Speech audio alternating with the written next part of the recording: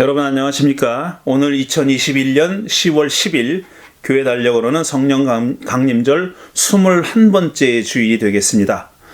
여러분이 방금 전주로 하늘 가는 밝은 길이라는 찬송과 피아노 연주를 들으시면서 오늘 주보 표지 그림을 보셨습니다. 표지 그림이 본래는 다른 그림을 선택했는데 제가 바꿨습니다. 왜냐하면 그 밑에 적혀 있는 나에게만 다르게 들리는 소리가 있다. 내 목소리다. 나는 나 자신에게 늘 착각이다. 라는 이 짧은 귀절이 오늘 제가 말씀하려는 설교 내용과 상당히 깊이 연결되기 때문에 그림을 바꿨습니다. 이제 환영의 약속 한 목소리로 하시겠습니다. 환영합니다. 이미 믿는 이들과 믿음을 찾는 모든 이들을, 희망에 거하는 이들과 희망이 필요한 모든 이들을 환영합니다. 기쁨 넘치고 강한 이들과 애통하고 연약한 모든 이들을 환영합니다. 그리스도를 아는 이들과 알고 싶은 모든 이들을 환영합니다. 우리는 하나님의 은혜가 모든 이들에게 임한다고 믿습니다. 다른 데서 환영받지 못하거나 거절당한 경험 있는 이들에게 말씀드립니다. 우리는 여러분 모두를 두 팔 벌려 환영합니다. 여러분 모두를 두 팔 벌려 환영합니다. 오늘 향린교회 예배에 오신 모든 분들을 환영합니다. 여러분 함께 예배하시는 분들과 환영의 인사를 나누시기 바랍니다. 이제 공동기도 순서입니다. 한 목소리로 공동기도 드리겠습니다. 하나님께서 우리를 불편함으로 축복하시기를 기도합니다. 쉬운 대답, 절반의 진실, 피상적인 관계에 불편해하기를 빕니다. 그래야 우리 가슴 깊은 곳에 당신이 머물기 때문입니다. 하나님께서 우리를 분노로 축복하시기를 기도합니다. 모든 불의와 억압과 착취에 분노하겠습니다. 그러면 우리가 정의와 자유와 평화를 위해 일할 겁니다. 하나님께서 우리를 눈물로 축복하시기를 기도합니다. 굶주림과 전쟁의 고통에 시달리는 사람들을 위해 울겠습니다. 그래야 우리의 손을 뻗어 그들을 위로하고 그들의 고통을 기쁨으로 바꿀 수 있기 때문입니다. 하나님께서 우리를 넉넉한 어리석음으로 축복하시기를 기도합니다. 어리석은 우리가 세상을 바꿀 수 있다고 믿습니다. 그래야 다른 사람들은 할 수 없다고 생각하는 정의와 자비를 실천할 수 있기 때문입니다. 아멘. 예, 이제 개인 기도와 목회 기도 순서입니다. 먼저 여러분 갖고 계시는 기도의 제목으로 잠시 개인 기도 드리는 시간을 갖겠습니다.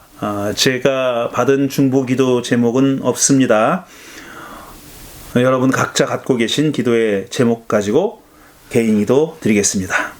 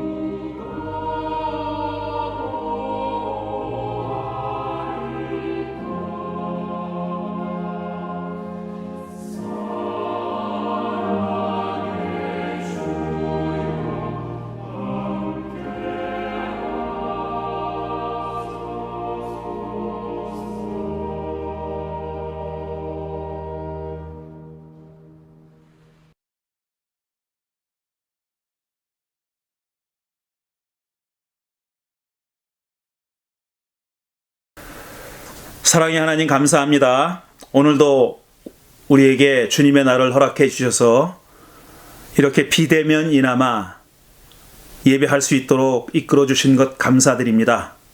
이 비대면 예배가 벌써 1년 반이 넘다 보니 이것이 마치 정상인 것처럼 그렇게 생각됩니다. 참 아쉬운 점이 많습니다.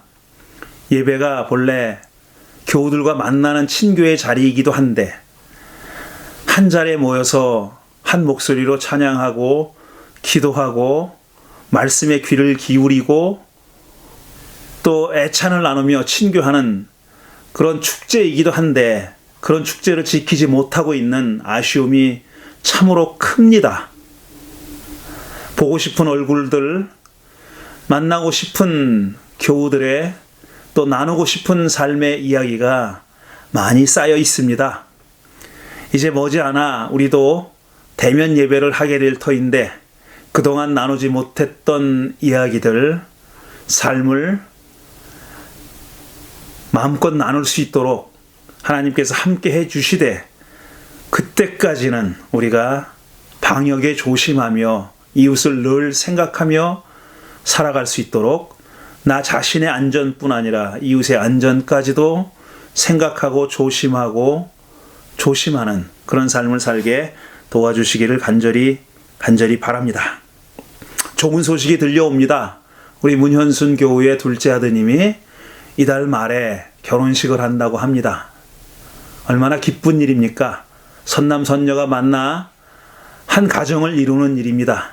하나님께서 그 새로운 가정에 축복해 주시고 그 신랑과 신부를 이렇게 성장할 때까지 키우고 교육하고 양육한 양가의 부모님들에게도 하나님께서 함께 해주시고 축복해 주시기를 간절히 기도합니다.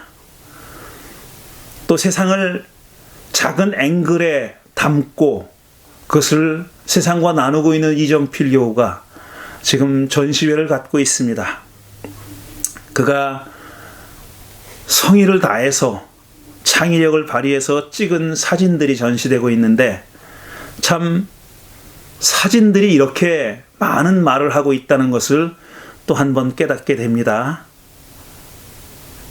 축하하고 더 좋은 사진들, 삶의 모습을 사진전이 제목으로 달고 있듯이 낯선 사람들, 낯설지 않게 담아내는 그의 작품이 되도록 은총 허락해 주시기를 간절히 바랍니다. 오늘 오후에 우리가 친교 모임을 갖습니다. 오랫동안 만나지 못한 가족들이 우리 교우들이 한자리에 만나서 그동안의 삶의 이야기를 나눌 터인데 그 자리에도 함께 해주시고 반갑게 만날 때 우리의 친교가 더 풍성해지는 그런 시간 가질 수 있도록 함께 해주시기를 간절히 바랍니다. 오늘도 서로 얼굴을 마주 보지는 못하지만 한 시간에 모여서 예배합니다. 떨어져 있는 것은 몸뿐이지 우리의 마음과 영혼은 아닙니다. 마음과 영혼이 한데 모여서 드리는 이 예배 하나님께서 기쁘게 받으시고 또 우리가 새롭게 한 주간의 삶을 힘차게 살아나갈 수 있는 그런 에너지와 믿음을, 희망과 사랑을 얻어갈 수 있도록 도와주시옵소서. 감사드리며 이 모든 말씀을 예수님의 이름으로 기도드립니다. 아멘.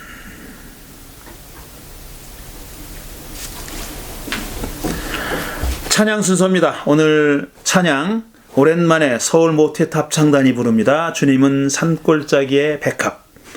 함께 감상하시며 여러분도 마음으로 찬양하시기 바랍니다.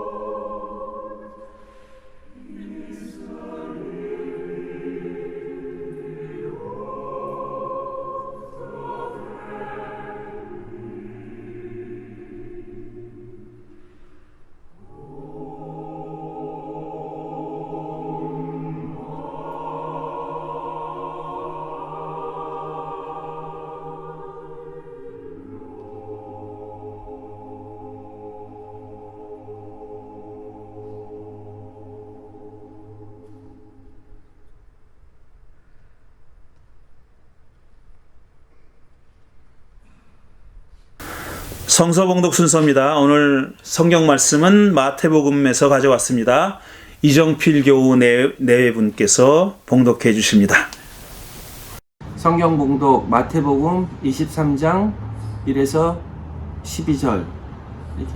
그때 예수께서 무리와 제자들에게 말씀하셨다. 율법 학자들과 바리새파 사람들은 모세의 자리에 앉은 사람들입니다. 그러므로 그들이 그대들에게 말하는 것은 무엇이든지 다 실행하고 지키시오. 그러나 그들의 행실은 따르지 마시오. 그들은 말만 하고 실행하지는 않습니다. 그들은 지기 힘든 무거운 짐을 묶어서 남의 어깨에 지우지만 자기들은 그 짐을 나르는데 손가락도 꼼짝하려고 하지 않습니다. 그들이 하는 행실은 모든 사람들에게 보이려고 하는 것입니다. 그들은 경문곽을 크게 만들어서 차고 다니고 옷수를 길게 늘어뜨립니다. 그리고 잔치에서는 윗자리에, 회당에서는 높은 자리에 앉기를 즐기고 장터에서 인사받기와 사람들이 자기들을 선생이라고 불러주기를 즐깁니다. 그러나 그대들의 선생이라는 칭호를 듣지 마시오. 그대들의 선생은 한 분뿐이요 그대들은 모두 학생입니다. 또 그대들은 땅에서 아무도 그대들의 아버지라고 부르지 마시오. 그대들의 아버지는 하늘에 계신 분 한 분뿐이십니다. 또 그대들은 지도자라는 칭호를 듣지 마시오. 그대들의 지도자는 그리스도 한 분뿐이십니다. 그대들 가운데 으뜸가는 사람은 그대들을 섬기는 사람이 되어야 합니다. 자기를 높이는 사람은 낮아지고 자기를 낮추는 사람은 높아질 것입니다. 마태복음 26장 14에서 25절. 그때 12제자 가운데 하나인 가롯 유다라는 자가 대제사장들에게 가서 묻기를 내가 예수를 넘겨주면 내게 무엇을 주실 작정입니까? 하였다. 그들은 유다에게 은돈 30잎을 세마여 주었다. 그때부터 유다는 예수를 넘겨주려고 기회를 노리고 있었다. 무교절 첫째 날에 제자들이 예수께 다가와서 말하기를 우리가 선생님께서 유월절 음식을 잡수시게 준비하려고 하는데 어디에다 하기를 바라십니까? 하였다. 예수께서 말씀하셨다. 성 안으로 아무개를 찾아가서 선생님께서 말씀하시기를 나의 때가 가까워졌으니 내가 그대의 집에서 제자들과 함께 유월절을 지키겠다 하십니다 하고 그들에게 말하시오. 그래서 제자들은 예수께서 그들에게 분부하신 대로 하여 유월절을 준비하였다. 저녁 때가 되어서 예수께서는 12제자와 함께 식탁에 앉아 계셨다. 그들이 먹고 있을 때에 예수께서 말씀하셨다. 내가 진정으로 그대들에게 말합니다. 그들 가운데 한 사람이 나를 넘겨줄 것입니다. 그들은 몹시 근심이 되어 저마다 주님 나는 아니지요 하고 말하기 시작하였다. 예수께서 말씀하셨다. 나와 함께 이 대접에 손을 담근 사람이 나를 넘겨줄 것입니다. 인자는 자기를 두고 성경에 기록되어 있는 대로 떠나가지만 인자를 넘겨주는 그 사람은 화가 있습니다. 그 사람은 차라리 태어나지 않았더라면 자기에게 좋았을 것입니다. 그때 예수를 넘겨줄 유다가 선생님 나입니까? 하고 물으니 예수께서 그에게 그대가 말하였습니다 하고 말씀하셨다. 아멘. 아멘.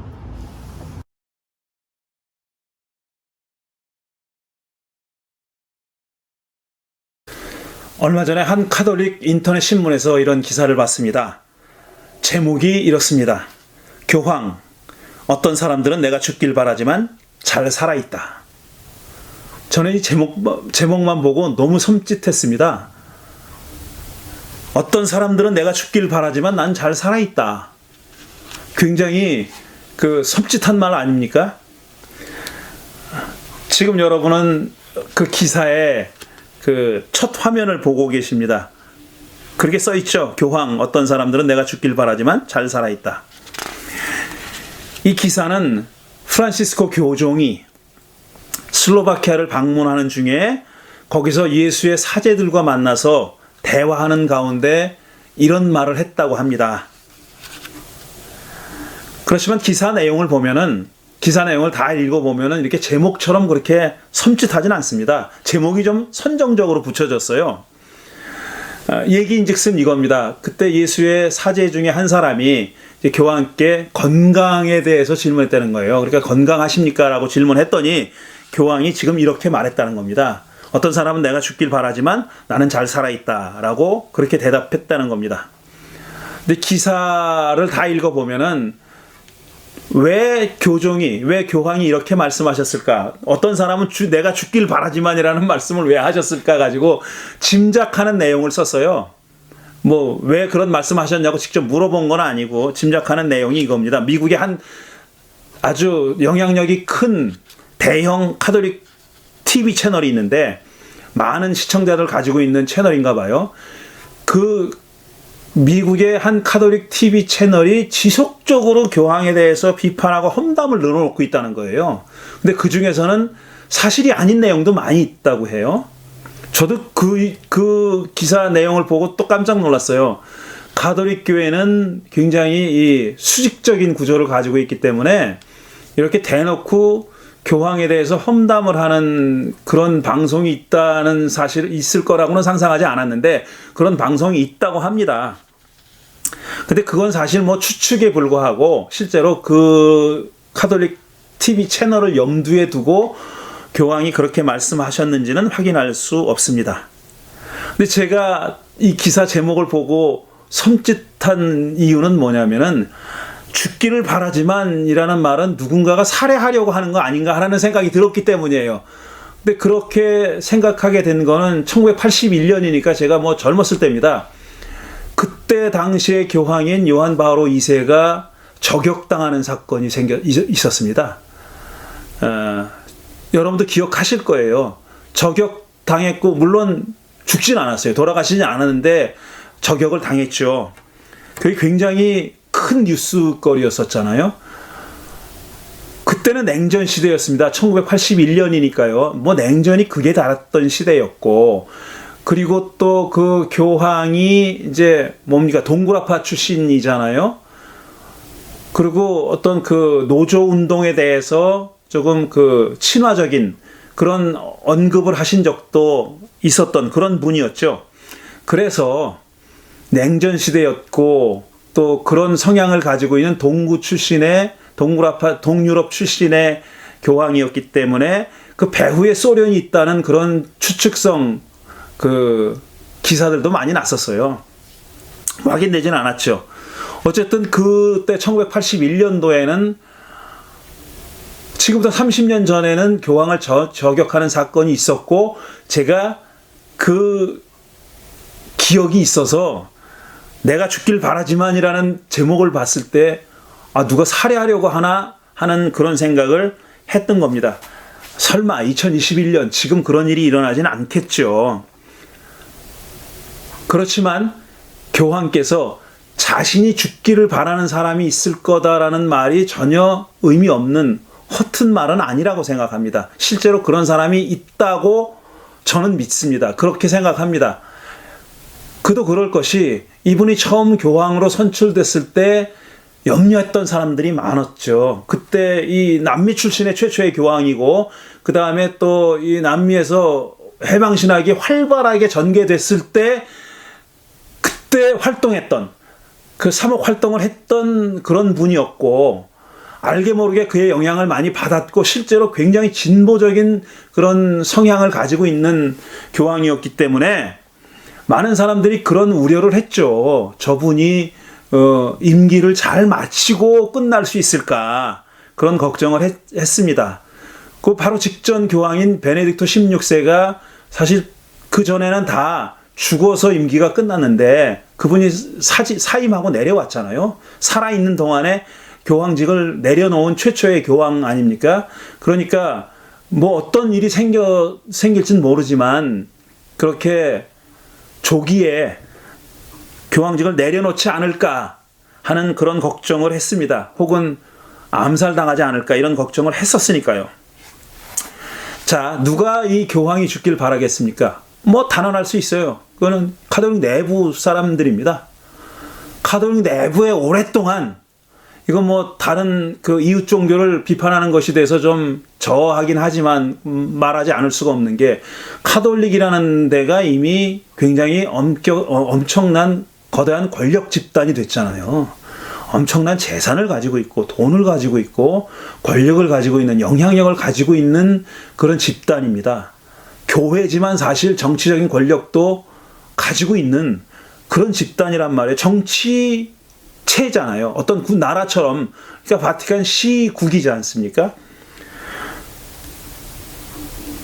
그러니까 그 안에 그 많은 재화와 권력을 가지고 있으니 그걸 두고 다툼이 없을 수가 없고, 거기에 굉장히 오랫동안 거기서 그 권력을 누리고 있던 사람들이 반가워하지 할 수 없는 사람이 교황이 됐기 때문에, 그런 분이 교황이 됐기 때문에 암투가 있을 수밖에 없는 거고, 아마 지금 현재 프란시스코 교황이 빨리 내려오든지 죽든지 사라졌으면 하는 사람들이 많이 있을 겁니다.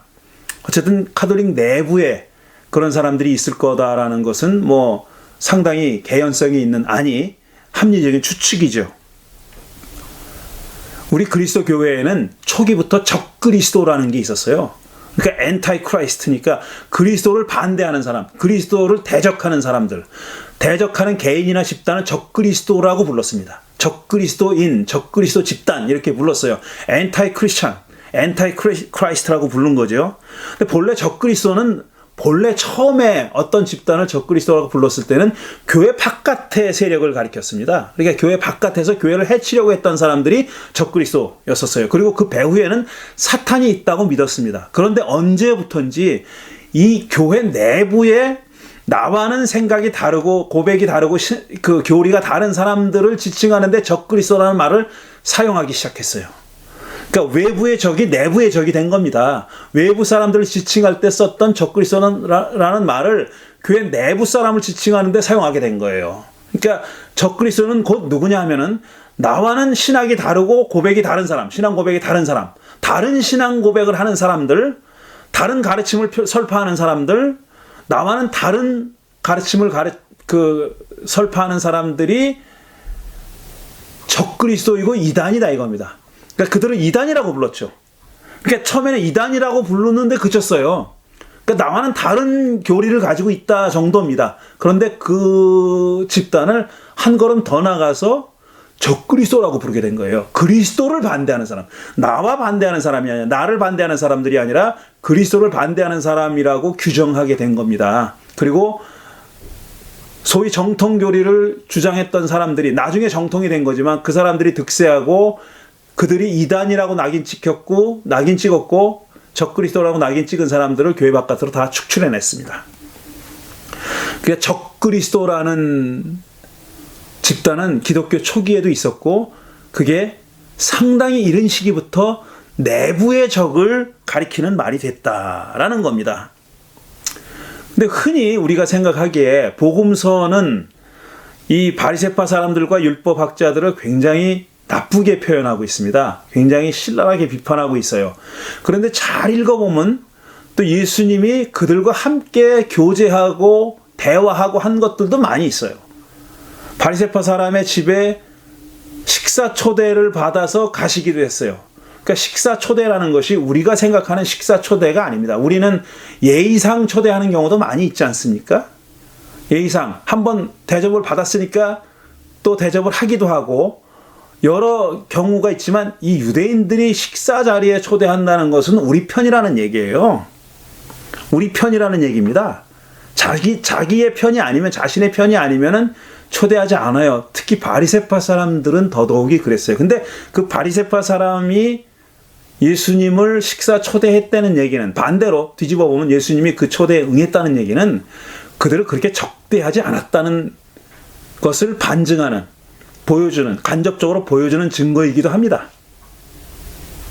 그러니까 역사적으로 보면은 바리새파 사람들과 예수 운동을 했던 예수의 첫 제자들, 예수님을 포함해서 첫 제자들의 관계는 서로 적대자라기보다는 경쟁자라고 보는 것이 더 역사적으로는 옳다고 생각합니다. 그러니까 둘 다 유대교에서 하나의 개혁의 흐름을 만들었던 집단이에요. 서로 흐름이 다르긴 했지만, 다른 흐름이긴 했지만 서로 유대교를 개혁하려고 하는 그런 세력이었습니다. 근데 개혁의 방향과 정도를 두고는 차이가 있었죠. 서로 경쟁하면서 유대교를 개혁하려고 했던 사람들이에요. 그런데 지금 우리가 가지고 있는 복음서에는 그것보다 더 한 걸음 더 나가고 있죠. 몇 걸음 더 나가고 있죠. 상당히 적대적으로 묘사하고 있는데 그 적대적인 묘사들은 그러니까 예수님이 직접 하셨다기보다는 그로부터 한 50년 후에, 5, 60년 후에 그 당시 복음서가 기록됐던 당시에 예수 공동체의 상황을 반영하고 있다고 보는 게 옳다. 이게 요즘 신약 성서 학자들과 초기 그리스도교를 연구하는 학자들의 정설입니다. 그러니까 예수님이 직접 그렇게 신랄하게 비판했다고 보지 말고, 물론 아주 친하지는 않았지만 그 적대적인 관계였다기보다는 경쟁의 관계였는데, 그로부터 한 4, 50년 후에는 5, 60년 후에 복음서가 기록될 때는 경쟁의 관계에서 더 나빠져서 적대의 관계가 됐다는 얘기입니다. 어쨌든 그러니까 저는 지금 예수님이 복음서에서 바리새파 사람들을 비판하신 내용을 역사적으로 그대로 보지 말고 차라리 상상력을 발휘해 가지고 오늘날 우리들에 대한 비판으로 읽으면 어떤가 하는 것이 제가 생각하는 겁니다. 저는 그렇게 생각합니다. 그러니까 역사적으로는 어떻게 밝히기가 힘들어요. 이게 그렇게 주장하는 성서학자들이 있고, 또 지금 말씀드린 그게 정설이긴 하지만 구체적으로 디테일로 들어가면은 어디까지가 예수님이 하신 말씀이고 어디까지가 후대 교회의 상황이 반영된 그런 그 개작이냐 하는 것은 확인하기가 힘들어요. 그건 굉장히 힘들어요. 그러니까 그런 어려운 일은 뭐 저는 신약을 공부하는 사람도 아니기 때문에 그건 그 사람들에게 맡겨두거나, 아니면 저는 관심이 없고 거기에는 관심이 없고, 제 관심은 뭐냐면은 이걸 아무리 읽어봐도, 여러 차례 읽어봐도 오늘 우리에게도 그대로 적용되는 말씀으로 읽힌다는 겁니다. 예수님은 율법학자들과 바리새파 사람들이 모세의 자리에 앉아있다고 비판했어요. 생각해 보세요. 요즘 소위 교회 지도자들이라는 자들은 자기가 마치 그리스도의 자리에 앉아 있는 것 같아요. 예수의 자리에 앉아 있는 것 같아요. 그 예수의 말씀을 하면서 그게 아니라 자기 말을 하면서 그게 마치 예수께서 하신 말씀인 것처럼, 그런 권위를 가지고 있는 것처럼 그렇게 말합니다. 자기 말을 들어야 된다고 얘기를 해요. 하나님의 말씀에, 예수님의 말씀에 귀를 기울이라고 그렇게 얘기하지 않고 자기 말에 귀를 기울이라고 얘기해요. 설교는 복음의 선포이긴 하지만 복음 그 자체는 아니에요. 복음을 오늘날에 선포하는 거죠. 그거는 누가 부인하겠습니까? 자기 생각이 들어가 있는 거예요. 설교자의 생각과 자기 취향과 자기의 오리엔테이션이 들어가 있는 얘기입니다. 자기의 정치적인 견해도 들어가 있는 얘기예요. 그걸 어떻게 부인합니까? 마치 그게 하나도 없는 것처럼. 예수님의 말씀처럼 그렇게 얘기하는 사람들이 얼마나 많아요. 자기가 예수의 자리에 올라가 있는 거죠. 그리고 또 예수님이 오늘 바리새파 사람들을 가리켜서 오늘 읽은 말씀에서 하신 말씀 중에 오늘 우리가 가장 새겨 들어야 하고 가장 뼈저린 말씀은 뭐냐면, 뼈 아픈 말씀은 뭐냐면은 그들의 말은 들을지라도 그들의 행실은 따르지 말라 하는 거예요. 예수님은 그렇게 말씀하셨어요. 바리새파 사람들이 말하는 것은 지키고 실행하지만, 그들의 말은 지키고 실행하지만 그들의 행실은 따르지 말아라 그랬어요. 그건 언행이 일치하지 않는다는 얘기죠. 바리새파 사람들의 언행이 일치하지 않는다는 얘기. 말은 옳은 말을 하고 번드르르한 말을 하지만 자기들이 한 말도 자기들이 실천하지 않는다는 얘기입니다. 그렇게 비판하신 거예요. 이 비판을 듣고 기분 좋아할 사람은 없어요. 그런데 기분 좋아하지 않는 바로 그 사람이 그 말을 들어야 될 사람입니다. 이 말을 듣고 나한테 하는 말, 메아 꿀파, 내 죄입니다, 내가 죄인입니다 하는 사람은 사실 이런 말을 들을 필요가 없어요. 근데 이 말을 듣고 화를 내고 내가 언제 그랬어? 왜 나만 갖고 그래? 이런 사람들이 그 말을 꼭 들어야 하는 사람이에요. 그런데 그 말을 꼭 들어야, 바로 그런 사람들이 오늘날 기독교인이 아니냐는 거죠. 뭐 세상 사람들이 기독교인을 어떻게 보는지 하는 것은 더 말하지 않겠습니다. 세상 사람들이 우리를 가리켜서 뭐라고 개못이라고 하는 것도 더 얘기하지 할 필요 없다고 생각해요. 세상 사람들이 그리스도인들을 욕하는 가장 큰 이유가 뭡니까? 가장 큰 이유가 언행이 일치하지 않는다는 거예요. 말만 번드르르 하다는 것 아닙니까? 자기들이 말하는 것을 실행하지 않는다는 것 아닙니까? 지금 그러니까 우리가 뼈저리게 들어야 할 그런 말씀이죠. 근데 예수님 또 뭐라 그랬냐면, 바리새파 사람들이 경문곽을 크게 만들어 차고 다니고 옷수를 길게 늘어뜨린다 그랬어요. 옷을 길게 늘어뜨린다는 얘기는 뭐냐면 나는 이렇게 권위 있는 사람이네 하고 하는 것을 겉으로 드러내 보인다는 거예요. 다른 사람들이 알 수 있도록 치장을 하고 다닌다는 얘기입니다. 나는 이렇게 내 지위가 이렇다. 내 권위가 이렇다. 라는 겁니다. 그걸 보여주려고 하는 거예요. 그 다음에 두 번째로 경문곽을 크게 만들어 차고 다닌다는 얘기는 뭐냐면은 유대 사람들은 전통이 있어요. 조그만 상자를 만들어가지고 거기다 성경 기절을 집어넣어서 이마에 달고 다니거나 이 팔에다가 소매에다가 이렇게 붙이고 다녀요. 처음 그런 그 관습이 생기고 그런 관행이 생겼을 때는 뭐냐면 그만큼 말씀을 가까이 지니고 다녀서 수시로 읽어라 그 소리예요. 그런데 지금 예수님이 그 말씀을 그 행태를 지금 비판하신 거는 뭐냐면은 경문곽을 크게 만들어 차고 다니면서 나는 이렇네. 나는 이렇게 말씀을 차고 다니네. 말씀을 가까이 모시고 다니네라고 보여주는 겁니다. 그건 자기를 위한 거였는데 처음에는 자기가 수시로 말씀을 꺼내서 읽어보기 위해서 경문곽에다가 말씀을 넣고 다니고 그걸 차고 다녔는데 지금 예수님이 비판하는 거는 남 보라고 그렇게 한다는 거 아니에요. 남 보라고 그렇게 하고 다니는 이 바리새파 사람들을 비판하고 계시는 겁니다. 제가 여러분들께 충고라면 충고인데 입 열면 성경 말씀 얘기하는 사람 믿지 마십시오. 입만 열면 성경 구절을 얘기하는 사람 믿지 마세요. 성경을 많이 아는 사람들은요, 성경을 많이 안다는 게 지식으로 많이 아는 거 말고 이 책을 하나님의 말씀으로 정말 그렇게 간직하고 사는 사람들은 그렇게 쉽게 얘기하지 않습니다. 절대로. 아무 때나 대고 성경 말씀 끄집어내고 그러지 않아요. 그거는 남 보이려고 하는 거고 뭔가 숨겨진 어젠다가 있는 겁니다. 그러니까 내가 뭐 교회 목사네 장로네 이렇게 자랑하고 다니는 사람 있잖아요. 뭐 물어보지도 않았는데 대답 얘기해 주는 사람 있잖아요. 그런 사람 믿지 마세요.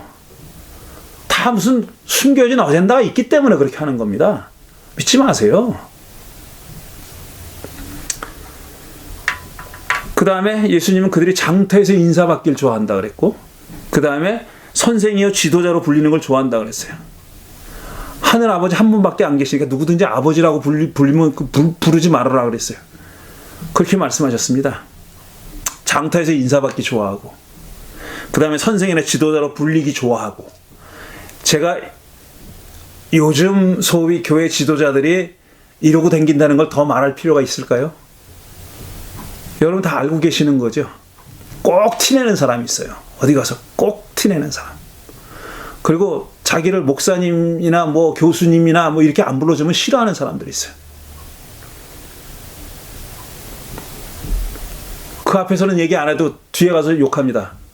저 자식은 뭔데 날 목사님이라고도 안 하고 교수님이라고도 안 하나, 신부님이라고도 안 하나. 사진 한 장 보여드릴게요. 여러분이 아마 신문을 통해서 많이 보신 사진이에요. 자, 이 사진은 조용기 목사 빈소에서 이름 짜한 유명한 목사들이 윤석열에게 안수하는 사진입니다. 자, 여기가 빈소예요. 빈소. 조용기 목사가 세상을 떴어요. 그분에 대해서 뭐 어떻게 생각하든지 간에 저는 별로 긍정적으로 보는 대목이 없는 그런 사람이지만 어쨌든 여기 모인 사람들은, 지금 여기서 사진 찍힌 목사들은 조용기 목사를 되게 좋아했던 사람들입니다. 그리고 같이 일했던 사람이고 한 편이었던 사람들이었습니다. 근데 그분이 지금 세상을 떴어요. 그래서 빈소에 왔습니다. 그분의 삶을 반추하고 유족들을 위로하러 온 거예요. 빈소에 오는 목적이 그거지 않습니까? 빈소에 정치하러 오는 거 아니에요. 이 사람들 정치가 합니까? 목사들이에요. 조용히 조문하고 가면 되는 거예요. 근데 그 자리에 누가 왔냐? 윤석열이 왔어요. 그 사람들 몰려가가지고 윤석열을 안수하겠다는 겁니다. 윤석열이 안수해달라고 부탁한 게 아니에요. 나중에 밝혀졌지만 윤석열은 기독교인도 아니고 오히려 무속신앙에 가까운 사람이지 않습니까? 그런데 지금 이 사람들 이 윤석열 둘러서가지고 지금 윤석열 몸뚱이에다가 지금 손을 얹어서 안수 기도를 하고 있어요. 왜 했을까? 저 혼자 막 뇌피셜을 굴려봅니다. 저 혼자 생각해봐요. 이 사람들의 의도가 뭐였을까? 첫째로 이 사람들한테 윤석열은 차기의 대통령이 꼭 될 사람입니다. 돼야 될 사람 정도가 이들은 아마 윤석열이 대통령이 될 거라고 믿을 거예요. 지금도 믿고 있을 거예요, 아마. 그러니까 차기 대통령에게 자기가 안수를 해서 그를 대통령으로 만든 사람이 되고 싶었던 거죠. 그가 대통령이 되면 자기 안수덕이라고 이렇게 말하고 싶었을 거예요. 그러니까 자기가 차기 대통령을 영적인 권위로 대통령을 만들어준 그런 사람이라는 생각, 그런 사람이 되고 싶은 욕망. 그 다음에 두 번째로는 전혀 상반되는 또 욕망인데 사실 동전의 양면이죠. 그가 대통령이 되면은 어떻게든지 끈을 이어보려고 하는, 이 손을 얹었잖아요. 끈이 닿아서 끈을 다 깨서 뭐 어떻게든지 연주를 만들고 싶어 하는 그런 욕망. 하나는 위에 올라서고 싶은 욕망이고 하나는 그 밑으로 기어들어가고 싶은 욕망, 두 개가 다 있었다고 생각합니다. 이런 현실에서 저는 마태복음 26장의 최후의 만찬 자리에서 예수께서 여러분 가운데 나를 팔 사람이 있습니다 라고 얘기하셨을 때 다른 제자들은 다 놀라서 아무 말도 못하고 있었는데 가롯 유다가 묻습니다. 선생님, 그게 접니까? 라고 물어요.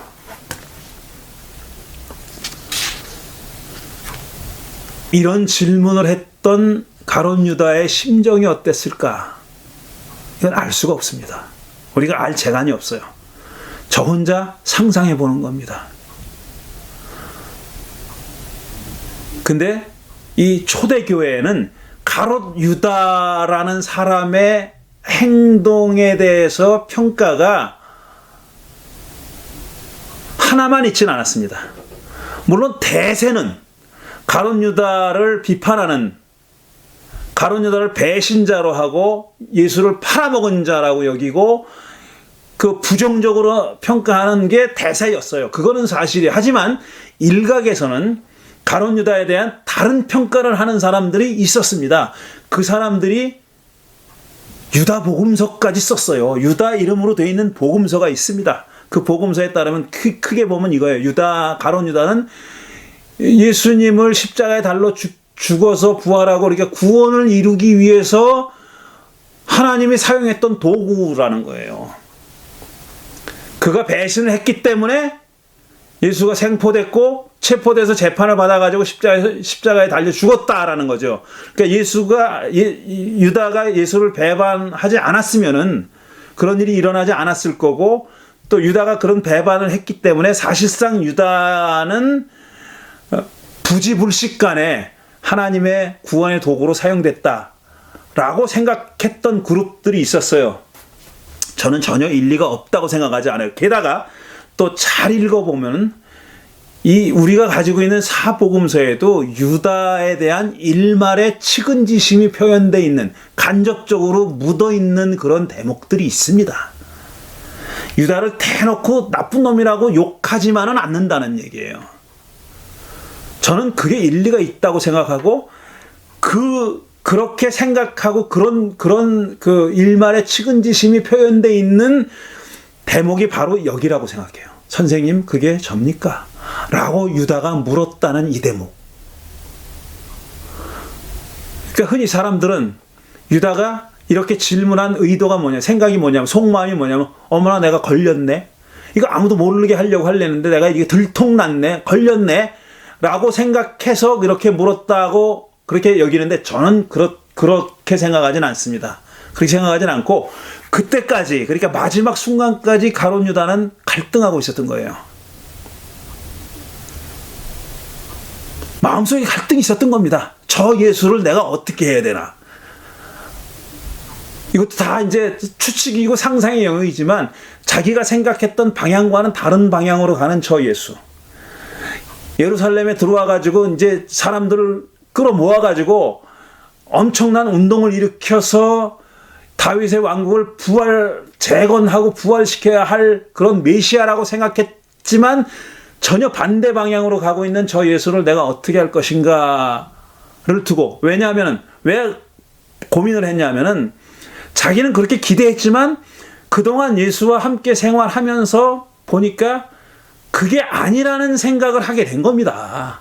그러니까 알게 모르게 예수에 동화된 거예요. 예수가 지금 추구하고 있는 하나님 나라와 그 방향에 대해서 자기가 긍정적으로 받아들이지 않을 수가 없게 된 겁니다. 자기의 희망과는 다르지만, 희망사항은 아니지만 다른 길로 나가는 그 예수에 대해서 그걸 거부할 수 없는 그런 양심의 목소리가 있었다는 거죠. 그걸 들었다는 거죠. 마지막 순간까지 그걸 갈등하고 있었어요. 그런데 예수가 딱 예고를 한 겁니다. 이 중에서 날 팔 사람이 있습니다. 그때 그게 접니까? 라고 얘기한 거는 양심의 소리에서 나온 거라고 생각해요. 저는 어머나 걸렸네가 아니라, 정녕 당신은 아십니까? 정녕 그게 접니까? 저는 그게 선생님이 그게 접니까? 라는 질문은 지금도 우리가 계속 물어야 하는 질문이라고 저는 믿습니다. 저는 그 사진에 나온 그런 목사들의 그룹에 저를 끼워 넣어 본 적도 없고 그와는 전혀 다른 길을 걸어왔다고 생각합니다. 제가 한 기독교인으로서, 그리고 한 목회자로서 제가 아직까지 걸어온 길은 그와는 다른 길이었다고 생각해요. 그리고 저는 그들의 행동에 대해서 굉장히 오랫동안 계속 비판해왔고 지금도 비판하고 있습니다. 그러면서 나는 저들과 다르다, 이런 생각을 지금도 가지고 있어요. 그리고 그게 사실이기도 합니다. 저들과 달라요. 다른 건 맞아요. 달라요. 그런데 그러면서 생겨났던 그 나쁜 씨앗이 뭐냐면, 내 안에 생겨났던 나쁜 씨앗이 뭐냐면은, 선생님 그게 접니까? 라는 질문을 안 하게 된 거예요. 나는 저들과 다르다는 생각만 하고 있었지, 그게 나일 수도 있다 라는 생각은 안 해본 겁니다. 사실 이게 둘이 싸워야 되거든요. 내 안에서 계속 싸워야 되는 거예요. 내 안에서 계속 싸워야 돼요. 바울의 말대로 싸워야 되는 거예요. 나는 선하게 살고 싶은데 이 악한 심성이 내 안에 있어가지고 나를 계속 딴죽 걸고 붙들고 늘어진다. 나는 공고한 사람이다 라는 그런 내적인 갈등을 늘 가지고 있어야 되는 거거든요. 그런데 어느 때부터는 저들이 너무 막 나가니까 나는 저렇게 막 나가는 그룹이 아니라는데 안심하고 있었던 거예요.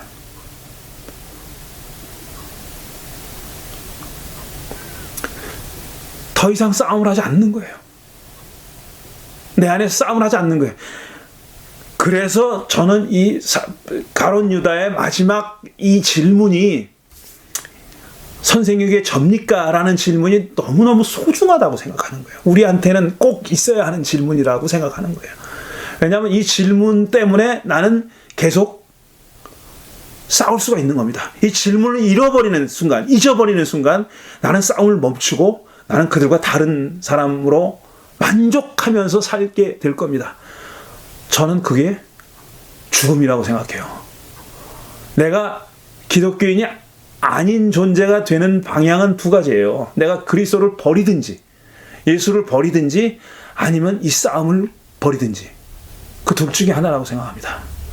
그 싸움을 멈추지 않고 계속하게 만드는 그 에너지의 근원이 바로 이거다. 선생님 그게 접니까? 라는 질문이다. 그래서 제가 오늘 23장과 26장을 같이 읽은 겁니다.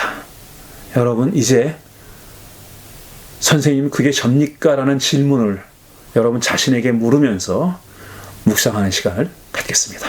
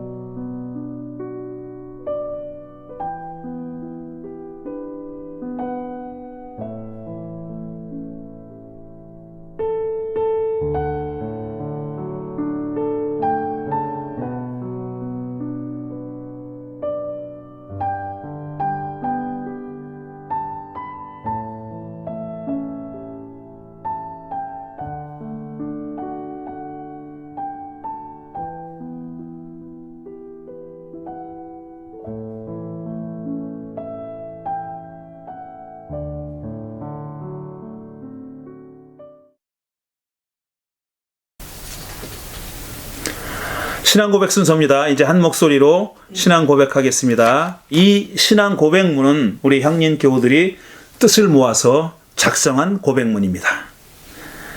우리는 창조주 하나님과 구세주 예수님 그리고 위로와 소통의 주 성령님을 믿습니다. 우리는 하나님께서 차별 없이 동등하게 창조하신 모든 사람이 각자의 신앙과 양심에 따라 사고하고 말하고 행동할 자유와 권리가 있음을 믿습니다. 우리는 이웃과 더불어 사랑의 교제를 나누는 교회를 만들겠습니다. 우리는 자유와 정의와 평화를 증진하고 창조 세계를 아름답게 가꾸는 삶을 살겠습니다. 우리는 예수 그리스도의 제자로서 하나님 나라 건설을 위해 각자의 역할과 사역을 존중하며 살겠습니다. 예, 이제 함께 예배하신 분들과 평화의 인사를 나누시기 바랍니다. 우리 주님의 평화가 여러분 모두와 함께 하시기를 바랍니다. 예, 몇 가지 알려드리겠습니다.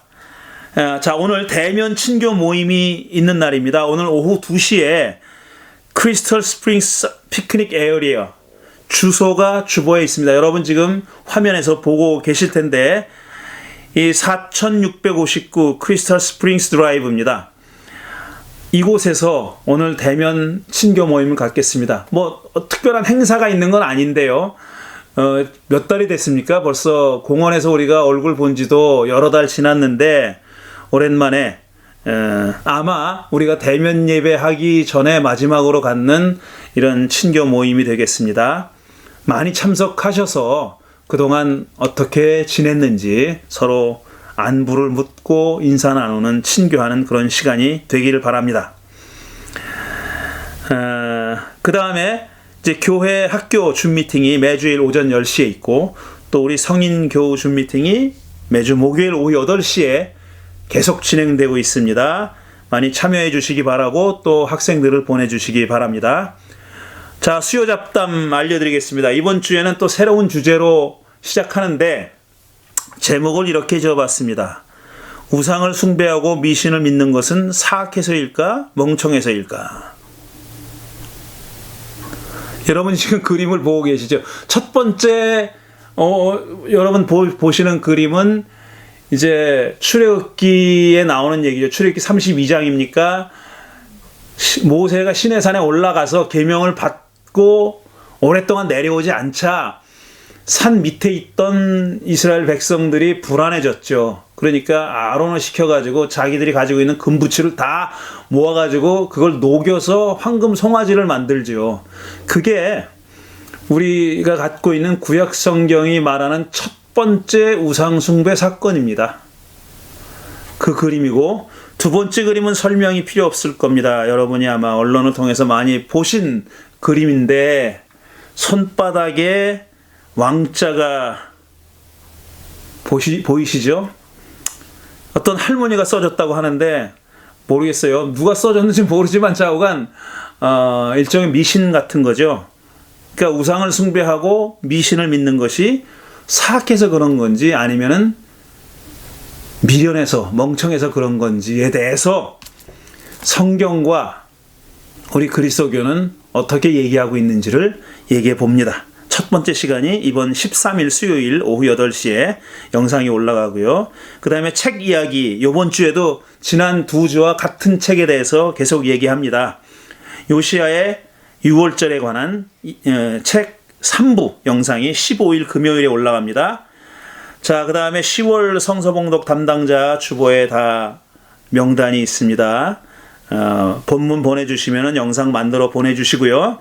그 다음에 아까 중보기도 시간에 우리가 기도를 드렸습니다. 문현순 교우의 둘째 아드님의 결혼식이 30일에 열린다고 합니다. 이를 위해서 지금 문현순 교우가 고국에 방문 중인데 결혼식 잘 마치고 무사히 잘 돌아오시길 바랍니다. 내달 초에 돌아오신다고 합니다.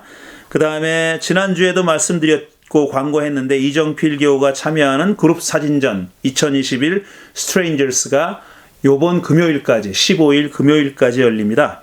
그런데 매일 그 전시장이 오픈하는 게 아니라 수, 목, 금, 토 그러니까 요번 주는 수, 목, 금 3일 동안 열리겠습니다. 아직 들러보지 않으신 분은 꼭 한번 들러서 감상해 주시기 바라고, 기왕이면 이정필 교우가 거기 계시는 동안에 방문하시면 더 좋겠습니다. 주보에 주소가 나와 있습니다. 그리고 지금 여러분이 사진을 보고 계시는데, 제가 이 사진 잘 못 찍는 제가 첫날 가서 찍은 사진입니다.